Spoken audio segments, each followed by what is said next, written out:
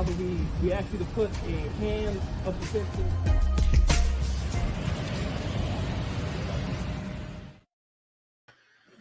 Good morning, everyone, and welcome to today's Spotlight, which is brought to you by Georgetown Branch number 5520. Today, we have a great show happening today. We are always here to educate, motivate, and activate. We have a whole panel of people here to talk with everyone today about posing this question: is it safe to get vaccinated while pregnant? And of course, we're going to be talking about the booster shots. But let me go ahead and introduce our panel. Our president, Mr. Marvin Neal. Good morning. Good morning. How you doing, Ebony? Pretty good. Thanks for joining. And our first VP and regional director for colleges, Mr. Deontay Winchester. Good morning. Good morning, sis, and good morning, everyone. Good morning, Deontay. Good morning. So the question, the CDC just stated, I think a couple weeks ago, that it's okay for pregnant women. They actually recommend that women who are pregnant go ahead and get the vaccine. So we have a couple of doctors on today. We have Dr. Lakiva Winchester, and we have Dr. Foster here today that's going to be talking with us about their experience about getting the vaccine and when it comes down to babies and pregnant women. But before we do that, everybody heard about the COVID vaccine is out. Mr. Neal, you got yours, right? Oh, yeah. I got the booster. I got the booster shot. Very good. I'm old. I'm good.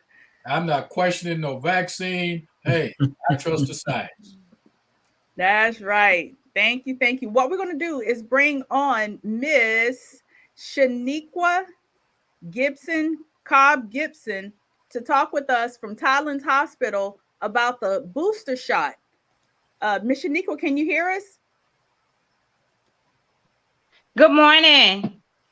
Good morning. Thank you for coming on. How are you? You good. I am traveling, so I hope that y'all can hear me. We can hear you loud and clear. Please tell us about the COVID boosters. Who can get it? All right. So the booster shots are being offered through Tylen's Health right now, and anybody from ages 12 and up can actually receive that.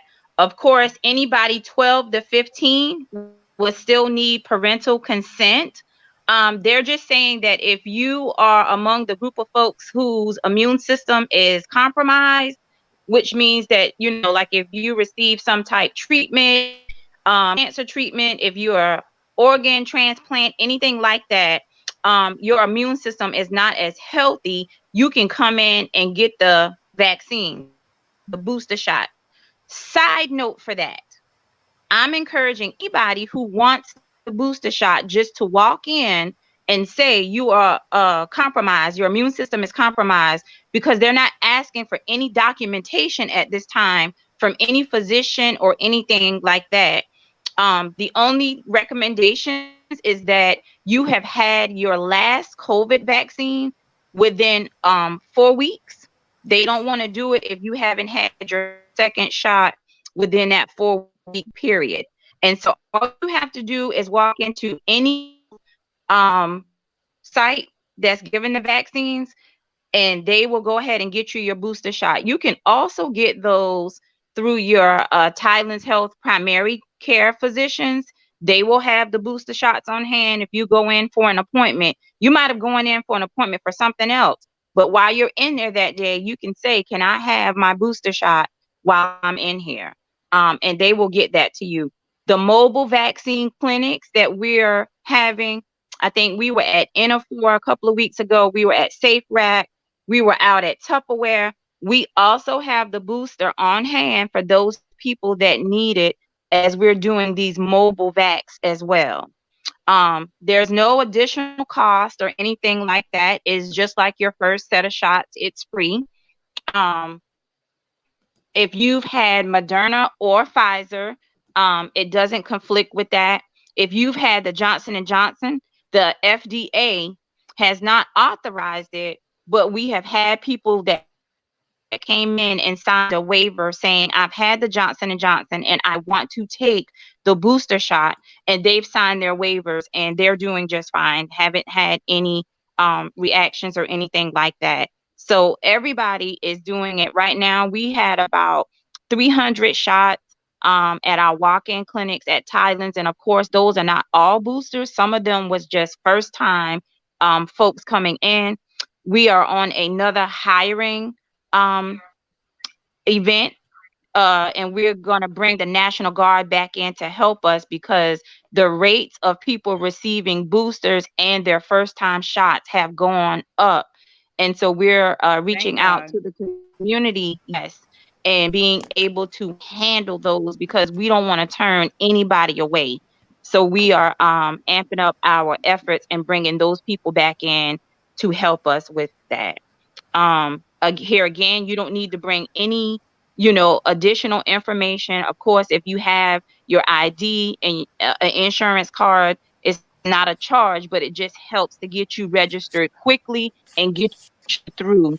And there, again, like I said, there's no additional information that we're asking you to provide. You simply just come on in. We're still at the Harris Pavilion at the Georgetown location for shots. Now, the one for Merrill's Inlet, it has moved to 707 at a facility there. And it is just for us to be able to accommodate more people because our numbers were getting too big to keep it at Waccamaw. So it's still Monday through Friday on 707. And then we also have Monday through Friday from 9 to 4 at Market Commons. And we still have Monday through Friday, 9 to 4 at the Harris Pavilion at Georgetown Hospital. Monday through Friday. That's awesome. Thank you so much for coming on today, Ms. Gibson, and sharing that information. Please go get your booster vaccine. I got the booster vaccine on Tuesday, and literally the lady had just stuck me so fast till, and I looked over, she was done. No side effects, nothing. A little arm a little sore. So, I mean, we're encouraging people to go ahead on and get it. We hope that you enjoy your trip, Ms. Gibson. Take care. Ms. Gibson. Thank you. One last thing that I want to add, Ebony, is even if you have lost your card in any one of these sites, and they will actually be able to pull your information up and create you a new card as well. So don't worry about that if you haven't had, your card and you're wanting to get the booster, or if you just simply lost your card. Go in and we'll be able to pull that information up and give you a new card and give you your booster as well if you want that. Perfect. Thank you so much. And have a safe trip out there. All right. Thank you. All right. Oh, man. Tay, you had a question? Yes. You put out something that I didn't know. And if I didn't know, it may be possible that some of our viewers were unaware as well. I think you said that shots are available now through the primary care physicians there, if they fall under Tylen's.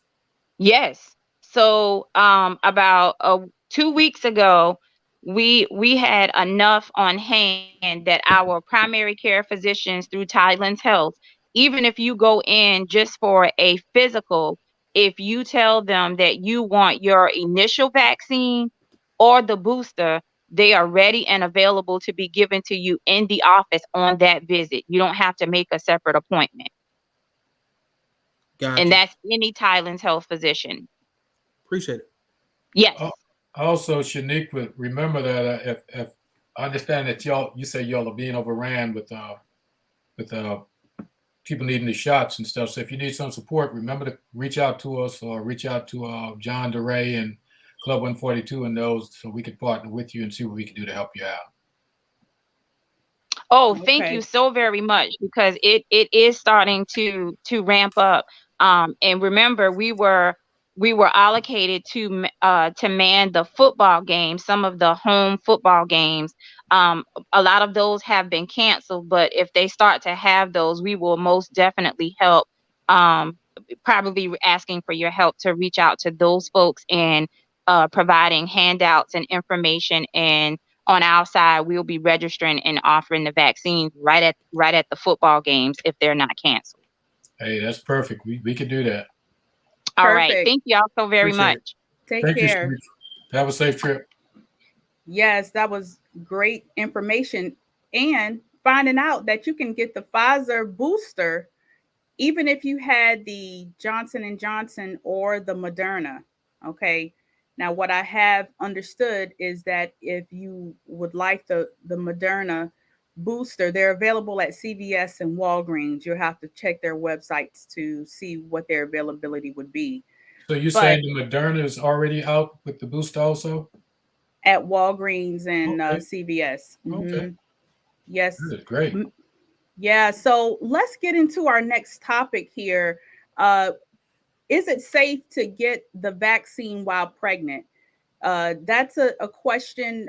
Matter of fact, we have a very brave Dr. Winchester, Lakiva Winchester, actually on here. And she is going to talk about her experience with taking the vaccine while she was pregnant and how her and her husband, Mr. Winchester, came to make that decision. But before we do that, I'd actually like to share some information with you about a teacher, a local teacher over in Somerville, from the Post and Courier. The husband of a South Carolina teacher, she died of COVID, says not to play these political games. This is a picture of he and his wife, who was a teacher down in Somerville, South Carolina, which is not too far from us. She died with COVID only a few weeks after giving birth to their baby. He had urged his wife, they had talked about getting the vaccine, but she thought that, she was safe. However, she had underlying health conditions. This is actually a picture of her right here, with her protective gear on into the school system last semester in the schools, but she passed away. And now this father is urging people to go ahead and get their vaccines. After trying for quite some time, he has a baby now that he has to raise on his own. So with that being said, I want to go ahead on. Ebony. Yes, sir. Ms. Foster is a neonatal nurse, not doctor. Oh, a nurse. Yes. Okay. Thank you. Thank you for saying that. Thank you for making that correction. She's a nurse practitioner, rather. She's a practitioner, but yeah, nurse practitioner. Okay. We're actually going to go ahead and bring Dr. Lakiva Winchester on. Good morning. Good morning. My name once again is Dr. Lakiva Winchester. I'm a doctor of education. I'm a middle school career and technology teacher, a CTE teacher. I got the COVID vaccine during my pregnancy. My husband and I decided that it was rather important to have this vaccine. I really got this vaccine in my second trimester. If I don't believe not, it was my second trimester. Why did we decide the second trimester? It was because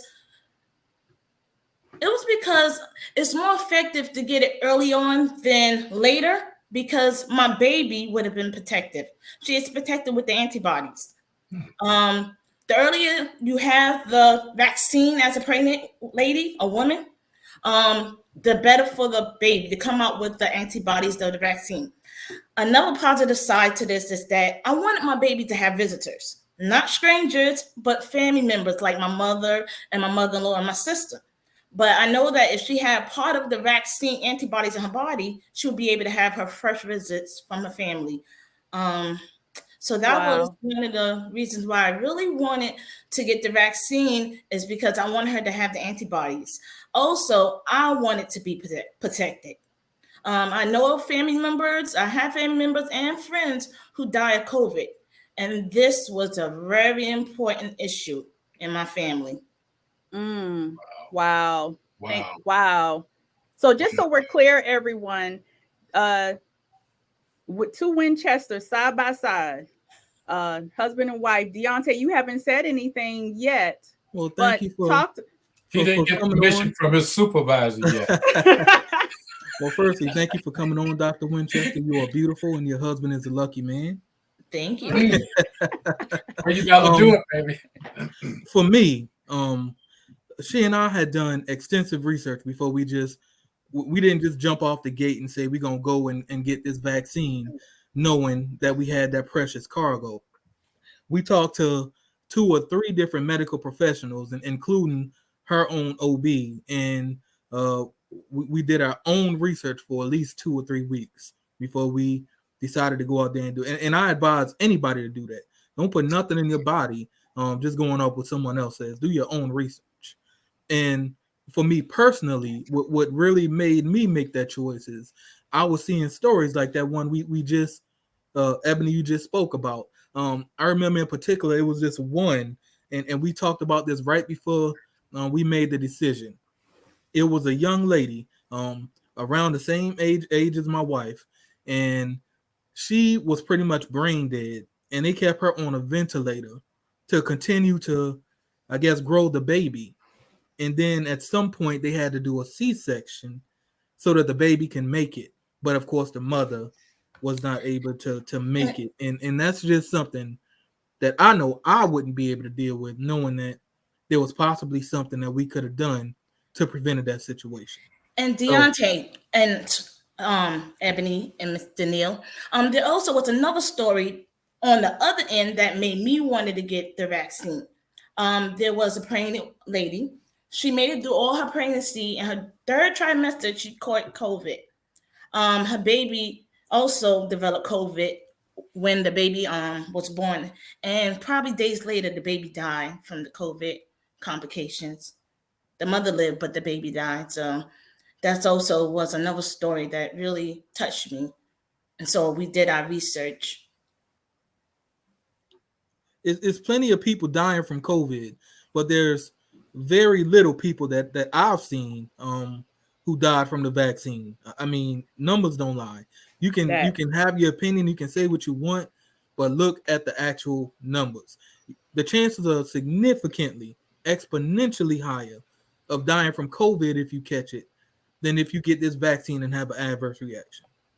Thank you for saying that, Deontay. And I really commend the 2 of you, because you both chose to get that vaccine. And Lakiva, you were pregnant at the time. You guys chose to get it before the CDC made a recommendation to get it as when you were pregnant. I think the baby's only a few months old. And so I know that was a scary time. Yes. Scary time for you too. Talk about that. It was very scary for me. As the father and the protector of the family, for me, of course, I'm thinking, are we making a choice that's gonna negatively affect our child? Because it's so much that's unknown about both this vaccine and how it affects people later on. But we just had to pray about it and have faith that we were doing the right thing. We made an informed decision, and I think we made the right one. I know you did. And Deontay, during that time, there were more research promoting the Pfizer shot. So we went with the Pfizer shot during my pregnancy. Yeah. There was a question, though, between the 2 of you. I remember we had Dr. Jackson on during from Charleston, MUSC, talking about the vaccine in babies and stuff of that nature. Was there anyone discouraging you all not to get the vaccine because of the baby? There were a couple of family members that were a little uneasy about me getting the vaccine because they didn't know. It was the unknown at that time. They weren't, negative, but they were uneasy. They didn't know how it was going to affect the baby. Being that I'm at an older age to have a baby, they didn't know if it was going to make me more at risk to deliver a healthy baby. So what would be your message to those that just don't know? Do your research first. Everyone's story is different, but do your research first. Don't listen to stories. Don't listen to outside source. Do your research. You might have health issues more than what I have. You may not. Your age may be different. But I will say, if you can, get the shot while you're pregnant. Or if you're able to. That's right. I love it. I agree. Thank you so much for coming on, Dr. Winchester. You're welcome. Yes. So we're going to actually have you stay on for one more question, one more piece of dialogue. We have Miss LaShonda Foster, who is a nurse in the neonatal clinic. And what we're going to do is shift you off, Dr. Winchester, and bring you back on maybe for another discussion about pregnancy and your decision to take the vaccine. Thank you so much. Welcome. All right. Bye-bye. All right. Wow. That was a powerful discussion. Uh-huh. That was powerful. Yeah. It was a difficult decision, but one that had to be made. I mean, that was a powerful discussion. I think a lot of not just women, but men need to hear that, because we are more in denial than anyone, especially when it comes down to protecting the family and stuff. Yeah. We take the macho, egotistical approach than to take the right approach and the science and deal with the issues as it is and get educated on the process. You know, and I'm coming at you from just getting the third shot myself and stuff, because I went into some surgery last week and we'll have another discussion on that, you know, at another show, because I think we need to have a show on it. But we'll bring that out a little later. And I'll tell you why I took the booster shot when I did, because of the underlining and the impact. And I spoke with unique windows at the hospital. They said, go for it. The doctor said, go for it. You know, so let's we'll have that a little later though. You know, I'm still recovering now, but this is my best. Awesome. Thank you for sharing that, Mr. Neal. Yeah. Now, we still would like to thank everyone for joining today's Spotlight, which is brought to you by Georgetown Branch number 5520, where we're here to educate, motivate, and activate. We're going to go ahead on and bring on our next special guest. Her name is LaShonda Foster. She's a neonatal. She's actually going to explain exactly what she does. I'm going to ask her to go ahead and unmute her mic so she can come on and talk to. Yes, we can. Good morning. Good morning. Good morning, there, LaShonda. How you doing? I'm wonderful. Thank you. You know, let me tell you who she is briefly. She is the granddaughter of Miss Carrie Neal. Mm-hmm. She is a nurse practitioner. Mm-hmm. Her mother went to Choppy High School. She's in Houston, Texas now. Yes, sir. Work at the neonatal unit there. Yes. And I was trying to get her home to come home and doctor on me, but she said I'm old and washed out and stuff. You know. No, y'all got it. Hey, that's what going on already. Niece, you know, they call me Uncle Marvin. Her and all the nieces and stuff. That's a patent name for them and stuff. So, but hey, we love her to death, and hey, I know she's doing a lot over there. But thanks for coming on. No problem. Thank you, Uncle Marvin, for that introduction. So again, my name is LaShonda Foster. I'm a neonatal nurse practitioner at Texas Children's Hospital here in Houston. And I work directly with neonatal population, which is 2 years old and under. So anybody over 2 years old, I always say, don't pass out in front of me because I don't know. But what I do on a regular basis, I have a lot of very sick infants. We have in the neonatal intensive care unit, there's a few levels. There's our nursery. There's your level 2 and 3 that aren't very sick. And then there's your level 4 that are your very sick babies. I also attend deliveries. So any high risk deliveries, any babies that are slated to be too small, any mothers that have any conditions like high blood pressure or diabetes, I attend those deliveries. And I don't do the maternal side with the moms, but when the baby is out, it's showtime. That's my time to shine. They bring the baby over. We do anything that we need to do to help the baby along and give baby back to mom or bring them into the NICU where we care for them throughout their stay. Very good. So can you tell us a little bit about what you've seen? How has COVID impacted the process of caring for babies in the unit? So it's definitely been a very interesting experience. I'll say that. There in my unit, and I'm sure in a lot of other neonatal intensive care units, when we do test a baby for COVID, if they come up positive for COVID, we do not keep them in our unit because you run the risk of infecting the patients, their family members. You run the risk of it being spread throughout the unit, and that's not something that we want. What I have seen as far as babies getting COVID, normally they're symptomatic as far as they'll have respiratory issues, but a lot of my babies already have underlying issues, like their lungs are not mature enough yet. So they're more susceptible to getting COVID and getting these viruses more than an adult would be, right? What I am seeing on the maternal side is these mothers coming in COVID positive and having to be intubated, having a breathing tube because they can't breathe on their own. Their lungs are not working correctly. And we see that these moms are getting very, very sick, very sick. A lot of them end up having to go on ECMO, which is extracorporeal membrane oxygenation. And that's when they basically have to take your blood outside of your body to oxygenate it because your lungs don't work. That's the effect that I'm seeing from COVID. That's the biggest effect I'll say I'm seeing from COVID is that these moms, because their lungs are so bad, they are not able to oxygenate correctly, and that's affecting the baby. Just like the story that was told earlier about the mother coming in and having to have the C-section, and they're keeping these mothers alive to keep the babies alive. That's a real thing. And I see it way too often where the mom comes in COVID and she may not have really bad symptoms, but the virus has now made her go into preterm labor. Now she has a 25-week infant, and babies go to 40 weeks. So 25 weeks is very, very early. Very early. Their lungs are not mature. Their brains are not mature. Nothing is mature. And these babies come out and we have to do these life-saving resuscitations and trying to keep them alive, all because the mom got COVID. And not to say that, you can't get COVID. You can get COVID at the grocery store, at the gas station, doing your normal duties throughout the day. Not that, people are out running around.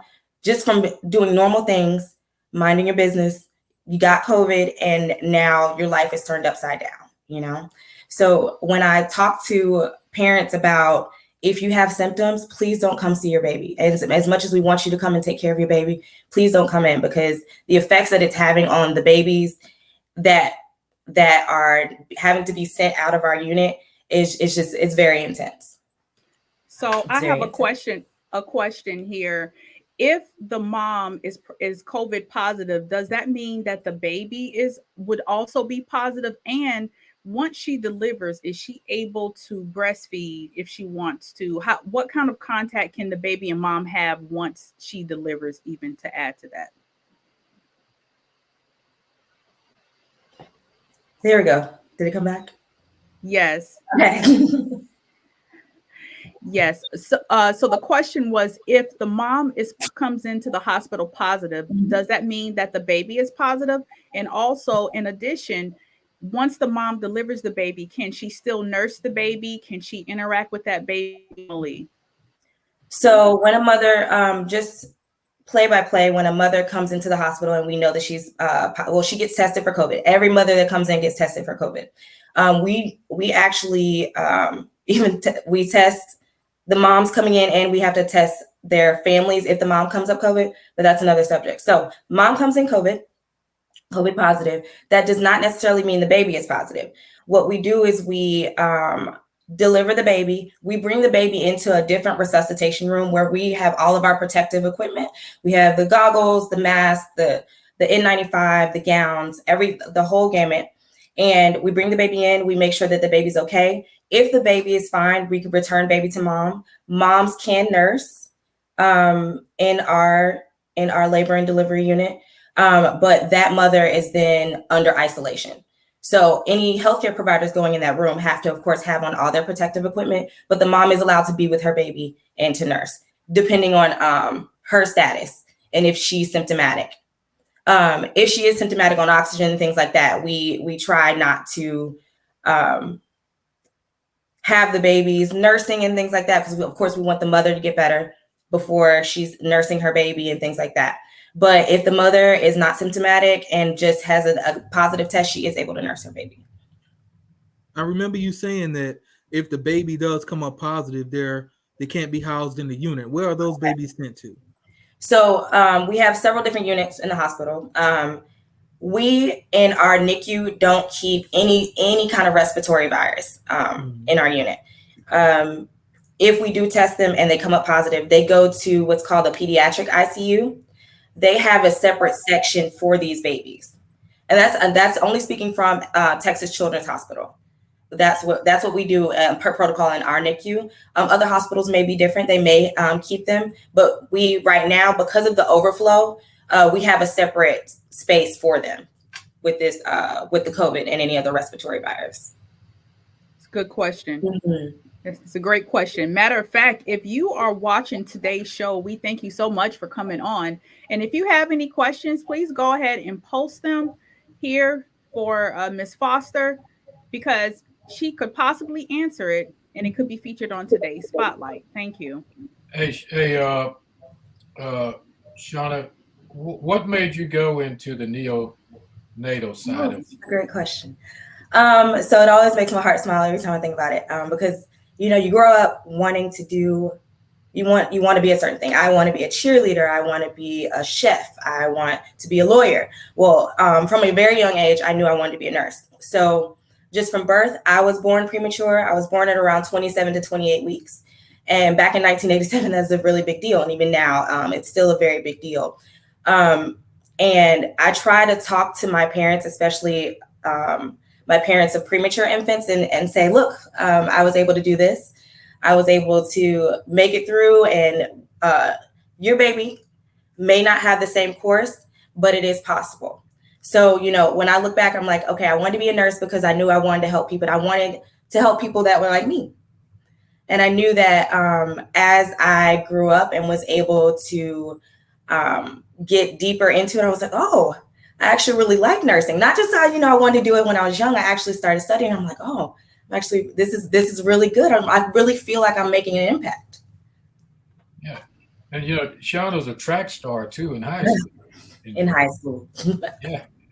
Yeah, she was awesome in track and stuff. Mm-hmm. But it's wonderful to see. I think the best part about being a nurse practitioner, being a nurse in general, especially in the NICU, is getting to see my babies leave. When they get discharged and they come back and see us, when you've had this baby that's literally the size of the palm of your hand and they run up and hug you, I could cry just thinking about it now. It's really a wonderful thing to see when they've overcome such adversity, because there's so many things that happen with them being 25, 27, 28 weeks. There's so many things that can happen to each system of the body. There's always issues with the eyes, issues with the lungs, issues with the bowels, all the things. And it's very rewarding to see them come back. That's awesome. Mm-hmm. So go ahead, Deontay. I don't have anything. I just want to say thank you for what you do. Oh, yeah. I love it. I truly love it. Wow. You get some barbecue when you come home for that. Food dance. Barbecue wins. Man, it's great that you had time to come on and stuff. And also, thank you too, JD. And JD Spain is on also, and he said hello also, Shauna. Yeah, he's here. So we appreciate everything, but just for you to talk about how you got into the profession, how you help people on a normal basis, but then to add COVID on top of all of that, that has to be a challenge for you. So we hope that you stay safe, while you're helping people. Of course. And are they pushing you all to go to other hospitals to help out and stuff? Anything in Houston? They are. So as a nurse practitioner, I'm pretty much set in my unit, but as a nurse, I actually right now could go and be a nurse at another hospital. I could also be a nurse practitioner at another hospital, but I think the help is needed at the bedside with the babies, with the kids, with the adults. The help is needed right there on the front line. So I think at this point, the way that things are going, I might end up just taking a second job or volunteering at another hospital just to help out with the COVID patients, because it's such a shortage right now. It's very much so a shortage right now because we don't have the beds, we don't have the nurses, and we try to stress to people to please try to stay safe, because it's really difficult right now on the frontline providers trying to work with the patients and deal with the COVID.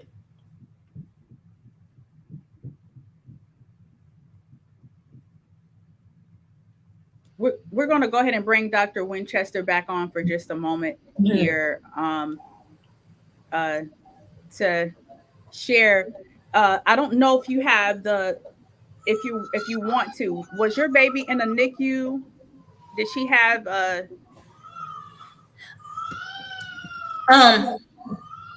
hear I'm sorry, I didn't hear the question. That's a little trouble. Yes. A little trouble. I know that voice.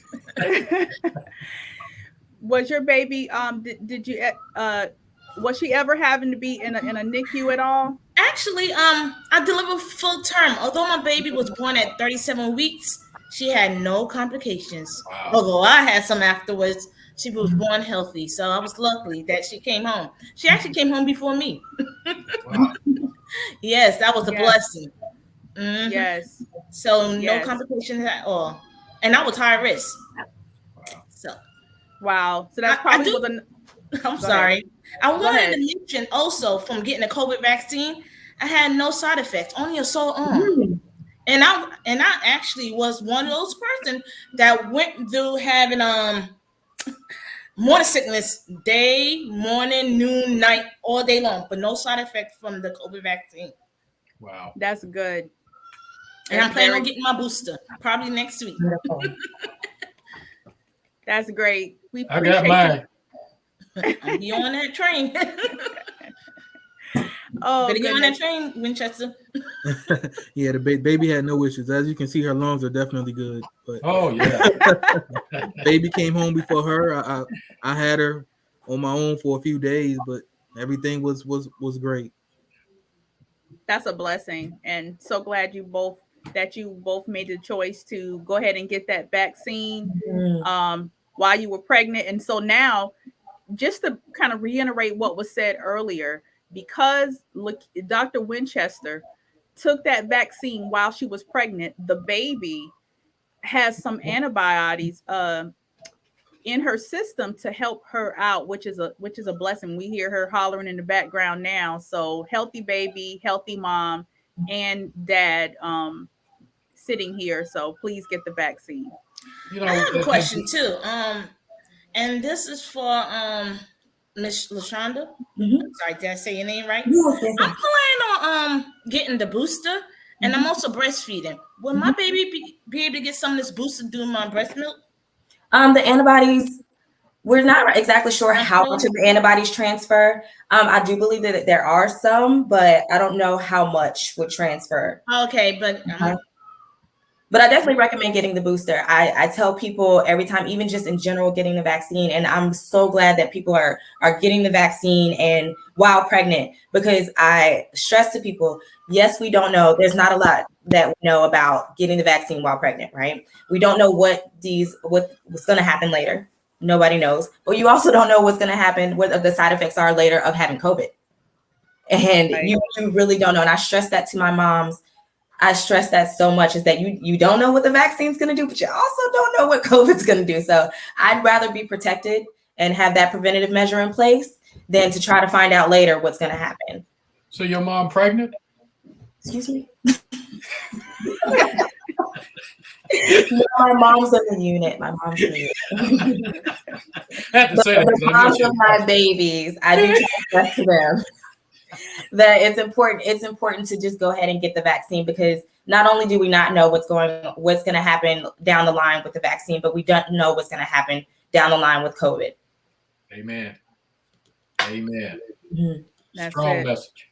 And we've had family members that have gotten COVID and gone through some very trying times being on a ventilator and things like that. And it's really disheartening to see people not wanting to get the vaccine because they're like, I don't know what's going to happen. And there's a lot of things that we've done in life, especially like being our college age students and people out here doing a lot of different things that you don't know what's going to happen later with that either.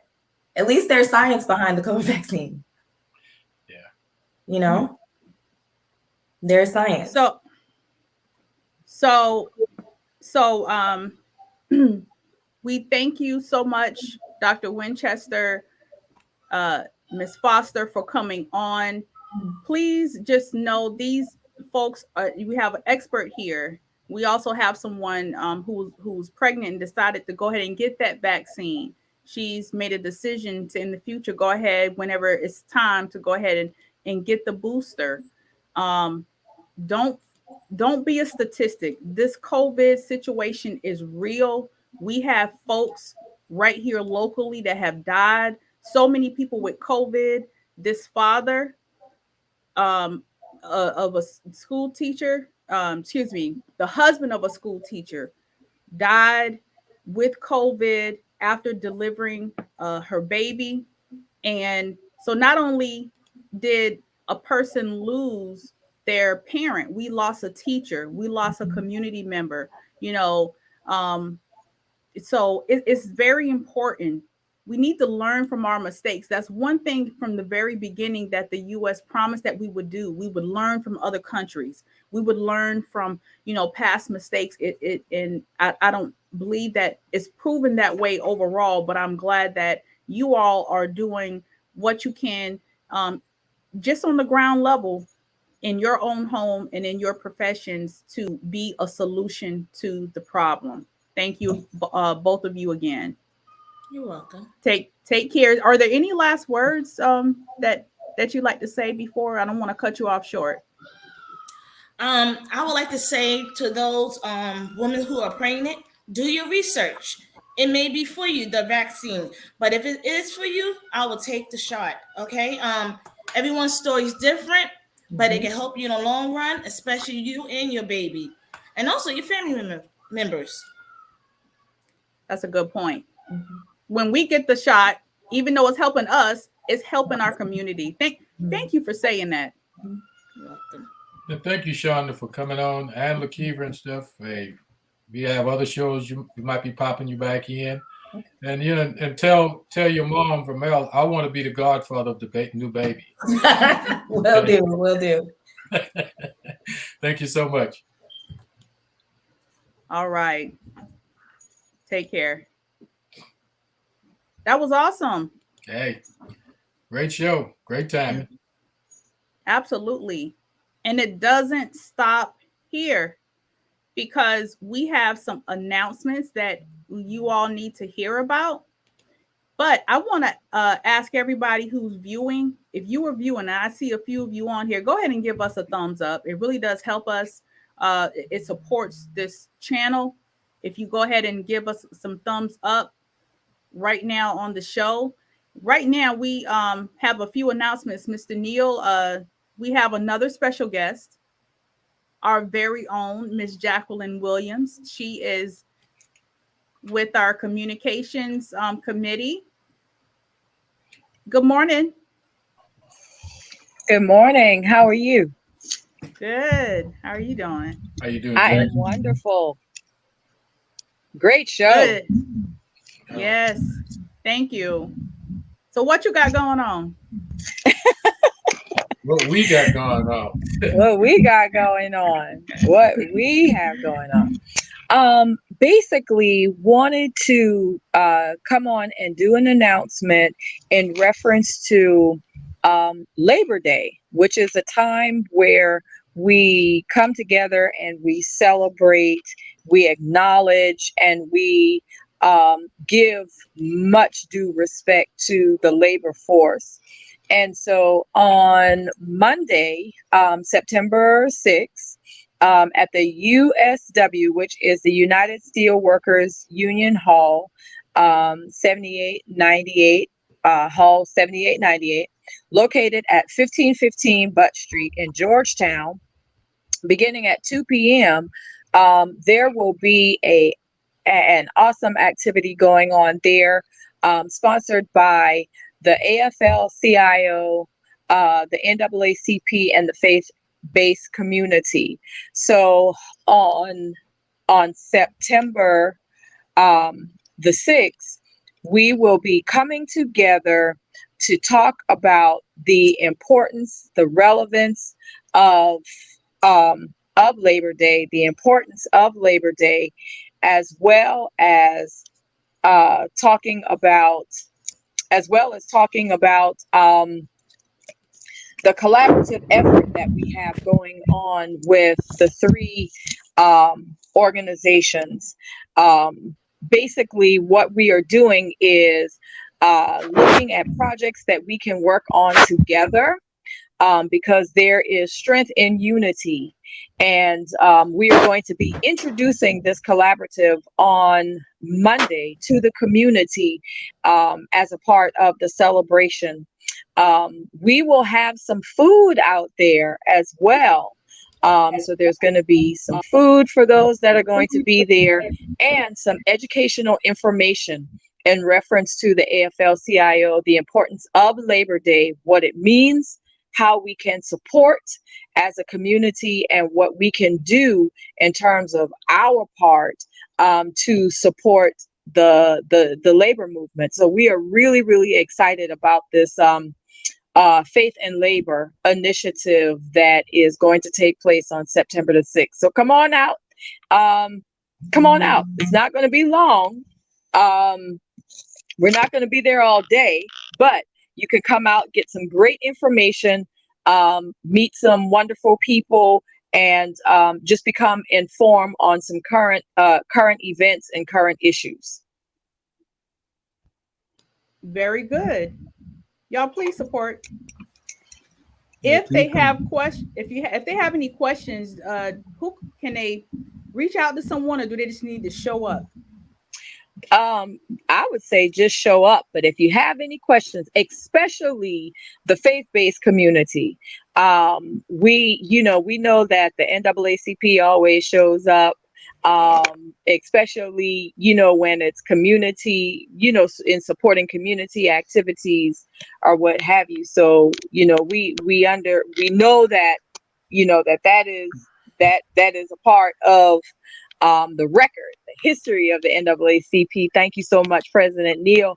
But we truly want the faith-based community to show up and to become more engaged as it relates to the labor movement. But if you have any questions, you can definitely contact myself, Jacqueline Williams, at 843-593-4222. Again, that's 843-593-4222. And or you can contact President Marvin Neal. You can DM him in his inbox, or if you have his phone number, you can just text him, and whatever questions you need answered, we'll be more than happy to answer your questions. And they're saying that, Ebony, this week, the 2nd of September, also, the NAACP, well, we collaborated with the AFL-CIO and President Charles Braves and the unit there. And this week, we are looking at the NAACP Labor Action Week 2021, which is the Build Back Better. We're just talking about the infrastructure and job plans that works for Black America. So there's a lot of information that's coming out, and we're pushing it out on our Facebook page and also on our website. We like to bring together all our elected officials, union leaders, civil rights change makers, and activists to provide, just advocacy framework, that brings solution to a lot of our issues, for administering and implementing, an infrastructure plan that prioritizes the needs and interests of Black workers, while also addressing long-standing issues around the racial wealth gap and systematic racism within the trade and various other employment industries. So it's bigger than a language. It's a livelihood that we're trying to deal with here that's really affecting us tremendously. I was just looking at the statistics on this morning, In South Carolina itself, the unemployment rate for whites is rather 4.3, but for blacks is at 8.1. So it tells a story there. And even at the 4.3, at the 4.3, they're still walking off jobs because of vaccines and stuff of that nature. We still can't get on the same jobs that they're walking off. So it tells you that systematic racism is a major issue here, and it haven't changed. It was camouflaged for a long time, but it's things that we have to continue to fight through and partner with those organizations that help us to see our way through this situation, so we could build back better the America that we are talking about in 2021. So please come out to this event on the 2nd. Make sure September 2nd, 2:00 at Steel Union Hall. I'm gonna try to, press my way out there. I'm having some challenges myself, but hopefully I can get there.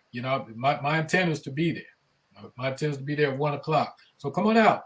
You don't have to be a faith-based leader. You could be any member of the community. If you have issues, bring it out that we'll address it there. We'll find ways to address it because we don't leave no issues unaddressed.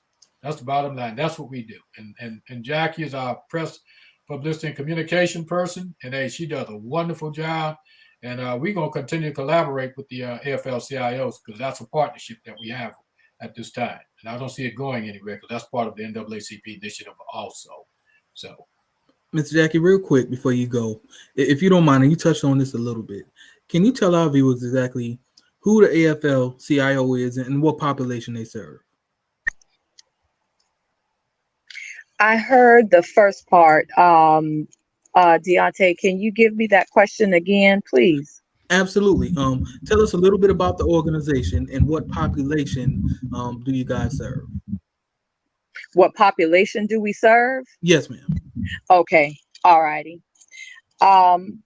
Thank you so much for asking that question. Very important question. The AFL-CIO is the American Federation of Labor and the Congress of Industrial organizations. That is what the AFL-CIO stands for, or what those letters stand for in that acronym. Basically, the AFL-CIO was organized as far back as in the mid 1800s, 1865, I believe, but around about that particular time. And basically, it was organized to address the working conditions of people that were working in plants, in industries, where they did not have representation. So it was formed to make sure that it addressed the rights of those that were working in different type of industries that required for you to work extremely long hours, hazardous conditions, what have you. And so its job, or its mission, is to ensure that the rights of employees are protected, whether it be fair wages, pensions, retirements, making sure that people that are working in various types of industries where there are hazardous conditions, to make sure that their conditions that they are working in are acceptable and not subpar conditions, to not take advantage of the workforce. That is what they do, to not take advantage of the workforce. We have issues currently going on in this country where, in New York, for instance, when you hear a person say, someone at this particular plant makes $20 an hour, that sounds really good. That sounds great. $20 an hour in South Carolina would be great, but $20 an hour in New York is nothing. Based on the cost of living there. And so what the union does is it represents those who whose voice has been silenced, or people who may not know how to advocate in broader areas to make sure that they are protected and that they are making wages that would be considered a livable wage. So the AFL-CIO champions these causes on many different fronts, whether it be in the internal structure of, let's say, a corporation going in to organize, for instance, in a plant or a facility, but also to champion the cause of the law, bills, legislation that affects the rights of the working class, and to make sure that the rights are protected and that bills are introduced and supported by our legislators that will benefit those that are a part of the workforce. And they push out from there. The AFL-CIO pushes out from there because one of the things that they truly understand is that if you want to have equality in the workplace, you have to have equality in other areas that affect the workplace, such as voting rights. You have to have equality there. That has to be protected because it all works together. Housing, it all works together. So, if I can get you a livable wage through, let's say, union membership or having a union in a particular plant, but you're continuously being discriminated against in the housing industry, then we still have an issue, because we still have inequality going on there. So the labor movement is definitely a much needed movement that has secured and protected the rights of millions of people across this country and abroad. But at this particular point, for us to heighten the movement and to make sure that we are securing the rights of those for generations to come, we need more help. We need more participation, which is why the renewed partnership between the NAACP and the faith-based community is so important for engagement, for education, and for the movement to continue.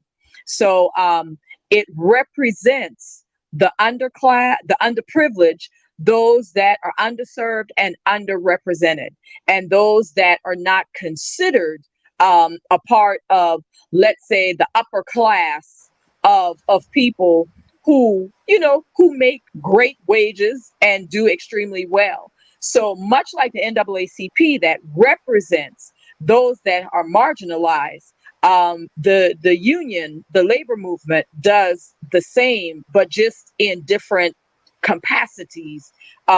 But it all works together, and it all has very common agendas that we need to push. Thank you so much. That is awesome. I mean, right here, this branch, we live up to our mission. It's here to educate, motivate, and activate, and that's why we bring these things to you. But once we bring the education, just like Miss Williams has just done about the need for labor unions, but now it's your turn to act on what you've been presented with. And Ebony, there are some challenges there also. And just on this week, I was approached with two young ladies that just, one resigned and one got a new job. I don't want to get into the details of it. And it's because of the same thing that we are dealing with across South Carolina, right to, at will state, and, right to fire blacks at will. And that's what it boils down to, and control the black population through oppression, and inequities. So we're dealing with that right now, where blacks are given the title, but not the pay to go with it. So a union and all that covers stuff of that nature. And it's designed that way. If you listen to what Tom Rice said at an event right there in Howard publicly, he stated, $7.25 was a good minimum wage, you know, for the 7th district, because it keeps Mexicans from coming in. So that's the type of stuff that when Jackie was talking about voting, the importance of voting and getting people out and motivating them to get out, because those are the people that oppresses you every day, and they're supposed to be serving you, but they are underserving you. And that's the challenges that we are facing every day. You know, when blacks are sitting on jobs for 15 to 36 years, you know, trying to get to where they should have been, you know, the years before. And then here you are, you know, someone white walks onto the job and start off with where you are right now. You know, it's amazing how that works. Or when black move out of position, you know, it's always filled by whites, or those that's privileged or affluent people, that they might say, or those that sits in the position of elected officials and their children and their children's children, you know, predestined. Half of the time, blacks that's in the position now, the people that they're teaching in high school, you know, so even some of the teachers, the children becomes their superintendent before they can get out of the workforce, you know, becomes their boss. So, and I've seen that right here in Georgetown County School District. Yeah. You know, and I hate to say it like that, but that past administration, that was a mess. We're trying to clean it up in this administration. Hopefully we can. If not, we're going to push forward. That's right. County government, city government, it don't matter. It's a mess, you know. And we just got to continue to push forward. You know, we have to call it what it is and call it out and deal with it, you know, because, hey, justice don't sleep. Neither does it tell lies, you know. That's right. So please show up to this event, guys. Again, you see the address here, 1515 Butt Street in Georgetown, September the 6th. That's Monday at 2:00. Thank you so much, Ms. Jackie, for coming on today. Thank you, Ebony. I appreciate you guys. Thank you, Jackie. Great job. All right. We had a packed show today. This was great. Great show. Oh, yeah. I should have known not to ask Miss Jackie a question. You can't give her a mic. It's a done deal. She's a preacher too now. I love her, Lord.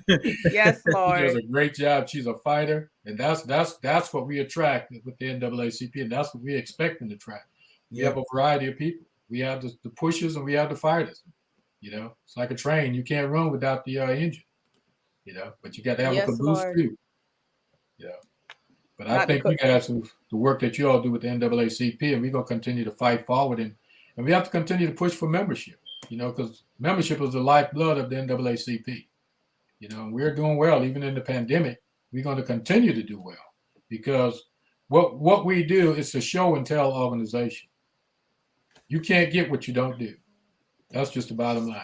And we're going to continue to fight. We have a great group of folks. And, hey, those that don't want to support us, hey, just step aside or get ran over, you know, because we're moving forward. Right. That's right. If you guys want to become a member, please just inbox us on our page. We'll get you the application if you don't have a way to do it online. Just go to the website here, naacp.org. Make sure that you put in our branch number, okay? That's how we get support, number 5520. And you could also go to our website, and it'll direct you and give you the same information as well for the Georgetown website. And don't forget about our youth unit, you know, 5959, same thing. Same thing. Also, to donate, we have a Cash App, $GSCNAACP, scrolling across the screen for you right now, or we still take checks. Send it to P.O. Box 8581 in Georgetown, 29442. We appreciate all of your support. Thank you so much for tuning in today's Spotlight, which is brought to you by Georgetown Branch, number 5520. We are here to educate, motivate, and activate. We are here every Saturday at 11 a.m.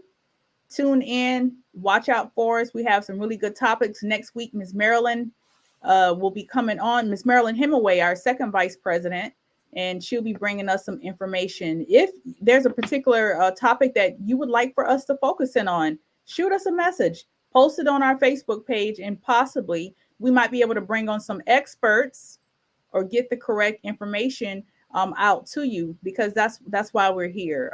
We want to empower you with information so that you can go out and make positive impact in the community. Thank you again for joining the show. Thank you, Mr. Neal and Deontay Winchester. And Ebony, one more thing. We will remind our guests to make sure they attend the school board meetings in the area, city council meetings, the county council meetings, the planning meetings. Please go on the website, the Georgetown website, pull it up, and make sure we go on our Facebook page and you'll see it.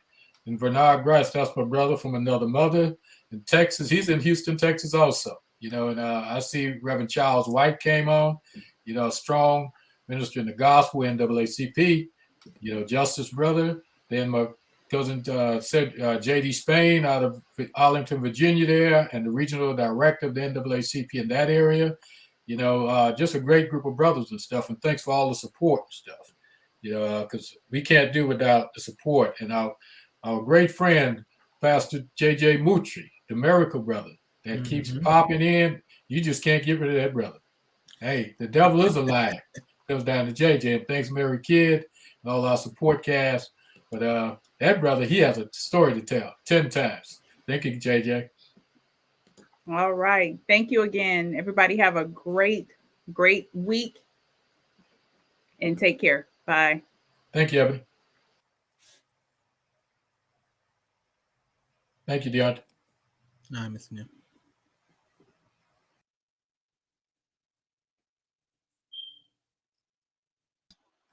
I think we're still live. Hold on.